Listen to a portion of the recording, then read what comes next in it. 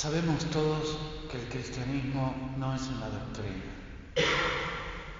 es seguir una persona.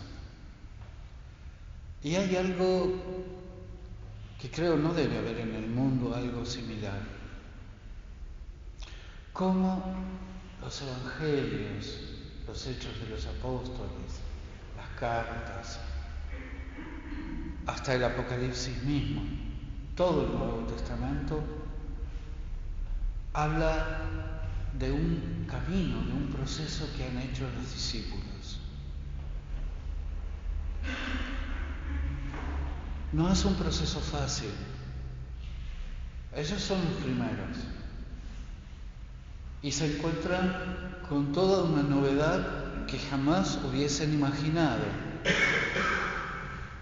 Es como sumergirse en el proyecto de Dios que revela cosas que ni siquiera las esperaban. Naturalmente, la confusión muchas veces la vamos a ver en este camino. La descripción de todo este proceso que hacen los apóstoles es realmente maravillosa. Reflejan todo el aprendizaje que tienen que hacer. Muestran, por un lado, que no es fácil. No es que uno se conecta y chao, ya está entendiendo lo que Dios está mensajeando.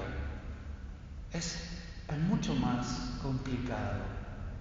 Es todo un proceso por el cual se va abriendo el corazón a todo lo que va sugiriendo Dios mismo en cada uno de nosotros. Y esto es un aprendizaje. Pedro y los demás, al recibir semejante noticias, el anuncio de la muerte, bueno, eso de la resurrección no se entiende para nada lo que es, pero pues no lo entendieron ni siquiera después que pasó. Jesús no sabía cómo hacer para hacerles entender. Le dicen, soy yo, no soy un fantasma, tuvo que comer delante de ellos. Ya no sabía qué cosa hacer para que vean, toquen. No es fácil entender todo lo que Dios quiere hacer y necesitamos hacer ese proceso. Naturalmente, hay algo en este evangelio muy bueno. Lo que le dice a Pedro es muy fuerte. Satanás, ¿qué es lo que hace? Anula el proyecto de Dios. Y Pedro, la idea de sufrir. Imagínense hoy en día la gente. Uno le dice que vas a tener un poco de sufrimiento. Dice, no puede ser. ¿Por qué? A mí no es algo que venga de Dios. Tiene terror la gente al sufrimiento. Tiene terror a todo aquello que pueda significar una prueba. Todo tiene que ser cómodo, blando, todo tiene que ser dulce, todo tiene que ser algodonado, digamos. Y Pedro refleja un poco la mentalidad también de la gente. Eso es malo, es feo, no sucederá, no va a pasar. Es el pensamiento de los hombres. Tus pensamientos no son los de Dios, sino los de los hombres. Pero antes había pasado otras cosas. Es decir, aún cuando tus pensamientos son los de los hombres, también sos capaz de los pensamientos de Dios. También sos capaz de escuchar lo que Dios te puede sugerir. Esto no te lo reveló la carne y la sangre, no es un razonamiento humano, no es lo que oís de la gente, sino que te lo reveló mi Padre. Sos capaz de Dios. Está un poquito mezclado en este momento en Pedro, pero sos capaz de Dios. Todo el proceso en los apóstoles va a ser una apertura mayor a lo que Dios quiera revelar. Ese es el camino.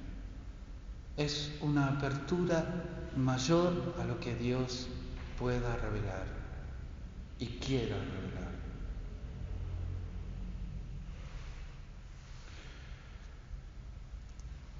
Yo creo que todos, indudablemente, pasamos por estas etapas.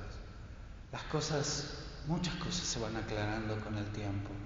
Nadie tiene las cosas completamente claras. Muchas cosas se van aclarando. Y cuando se van aclarando y sabemos que viene de Dios,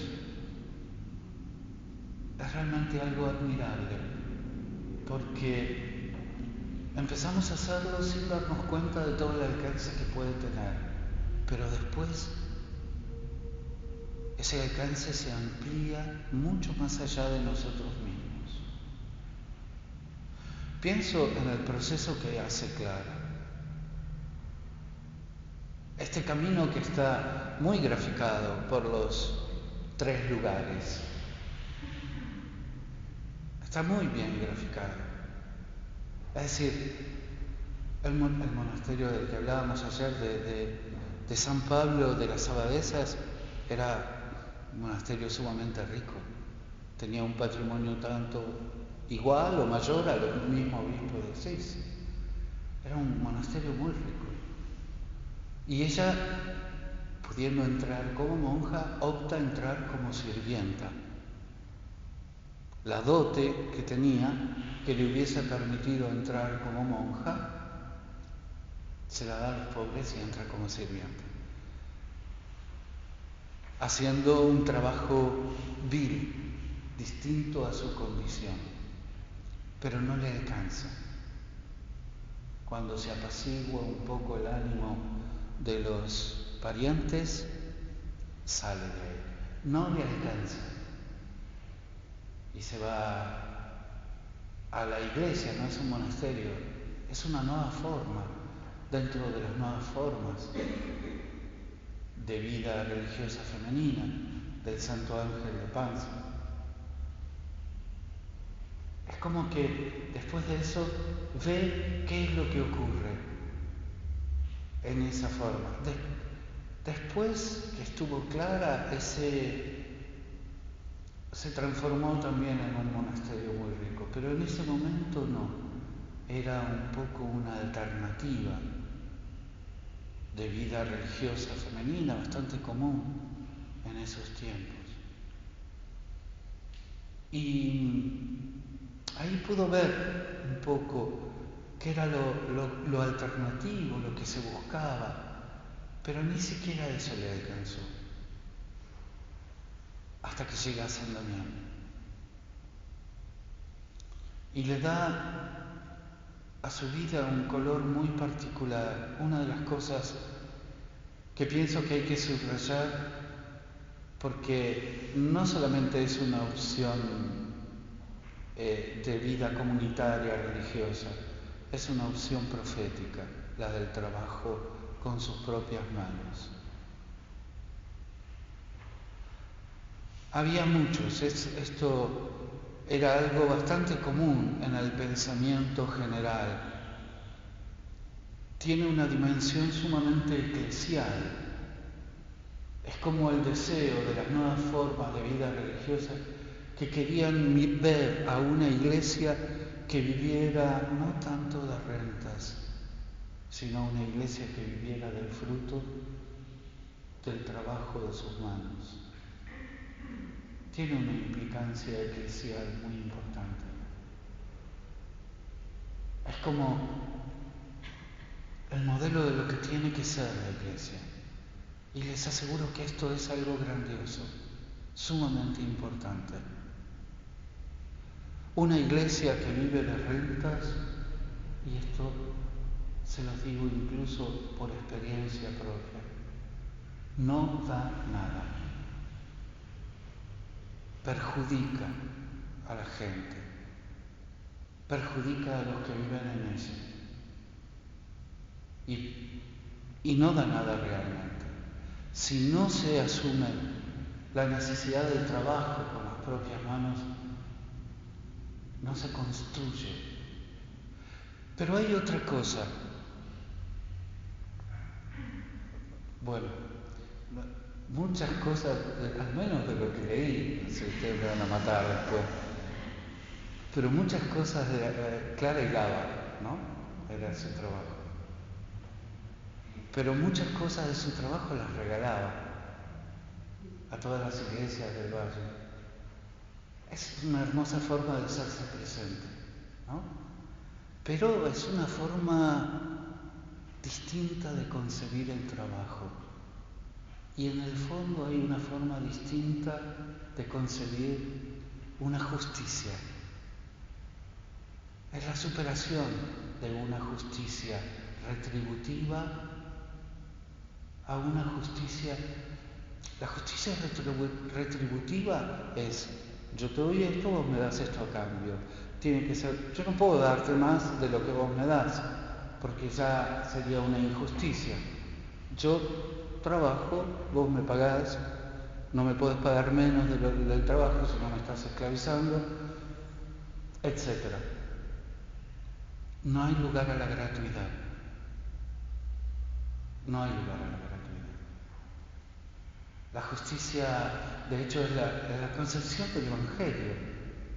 El que trabajó todo el día tiene un denario, el que trabajó una hora tiene un denario. Uno diría que es injusto. Desde el punto de vista de la justicia retributiva es injusto. Pero si uno toma en cuenta que un denario es lo que esa persona necesita para vivir, es otra justicia. Es una justicia distributiva. Y en el tema del trabajo vamos hacia eso. Lo declaro muy moderno. Un trabajo que no reciba la remuneración es el futuro del trabajo. Será así, porque no hay trabajo para todos desde el punto de vista retributivo. No todos van a tener trabajo y se te paga, porque no se puede, no pueden estar tanta gente produciendo tantas cosas. La ley de mercado cae, es un desastre. Entonces, habrá otra forma de concebir el trabajo, pero todos tienen que trabajar. La ociosidad es enemiga del alma, y eso es real, es real. Es decir, no sé, acá se manejó con el tema de planes. Está bien, la gente no trabaja. Es decir, la gente tiene que trabajar. Podrá recibir planes, lo que fuera, pero tiene que trabajar en algo. Algo no lo recibe como fruto de su trabajo. Lo recibe porque lo necesita para vivir. Esto era un poco la concepción del trabajo que hay detrás. Hay algo en Clara de esto. Es decir, por eso también lo relativizaba al fruto del trabajo en cuanto a la posibilidad de remuneración que le correspondiese. Y al mismo tiempo era una forma de hacerse presente en todas las iglesias, en todos los lugares. Todos tenían algo hecho por ella, o hecho por las hermanas, porque realmente trabajaban todas en eso, digamos, ¿no? Hecho por la comunidad. Es un signo muy fuerte de una iglesia diferente, de una iglesia que no es completamente autosuficiente, es una iglesia que depende de afuera, es una iglesia profundamente dependiente de afuera, de la caridad, de la limosna, pero al mismo tiempo es una iglesia que abre nuevos caminos al sentido del trabajo, al sentido de la comunidad eclesial, a la sabiduría del Evangelio, a la alegría del Evangelio, al sentido de justicia, y ese aporte es infinitamente grande, es lo que hace crecer a los pueblos.